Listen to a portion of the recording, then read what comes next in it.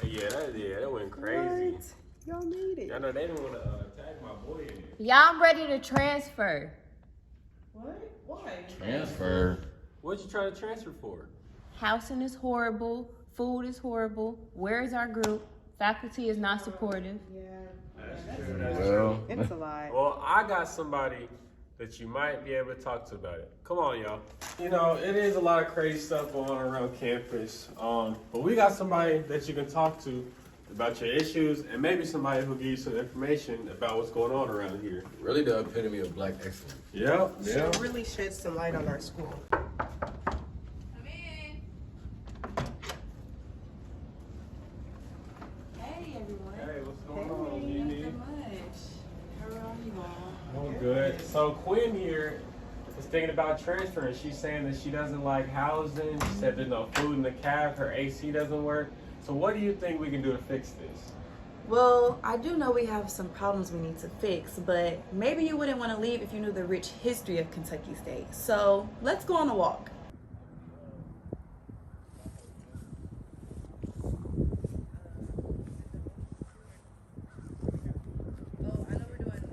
So what's this building right here? This building right here is Jackson Hall. It was named after our very first president, John Henry Jackson. And before he became our president, he promoted the establishment of schools for black teachers, which actually led legislators to founding the college, which later became known as Kentucky State University. This building also houses CESCA, which is our Center for Excellence, classroom, and a very historic gallery, which is filled with artifacts and pictures from K-State from way back then. What's so important about the library? I'm glad you asked.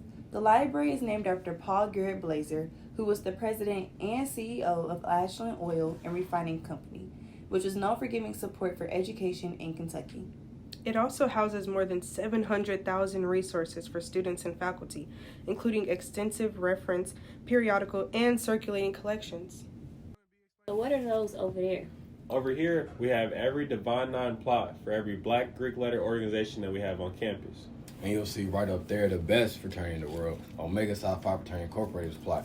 And in the old gold and black, you'll see the oldest and coldest frat, Alpha Phi Alpha Fraternity Incorporated. This beautiful yellow brick road we're walking on is actually attached to Cheney Plaza. Cheney Plaza is named after Henry Ellis Cheney, who was also a Kentucky State alumni.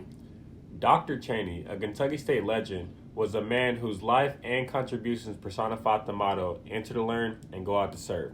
Here we have Hume Hall, located in the middle of the campus. Hume Hall has been used as a chapel and as the president's office since the 1950s.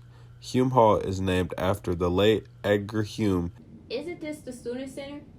It sure is. The Student Center is named after Carl M. Hill, who was the president of Kentucky State College between 1962 and 1975.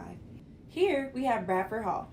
This building was dedicated to David H. Bradford, who had many roles at Kentucky State, including being the dean and head of the Department of History and Political Science within his 33 years here. Oh yeah, this is where my freshman confirmation was. So Quinn, what's your major? Social work.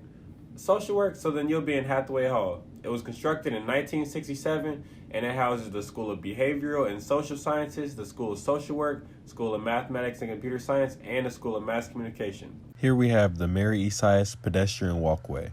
Sias was a former president of Kentucky State University from 2004 to 2014. During Dr. Sias's presidency, she focused her time on the higher education of black students. What's significant about the dorms? Well, each of these dorms are named after special people connected to Kentucky State University. For example, Young Hall is named after Whitney M. Young Jr. He earned his undergraduate degree in social work from Kentucky State in 1941.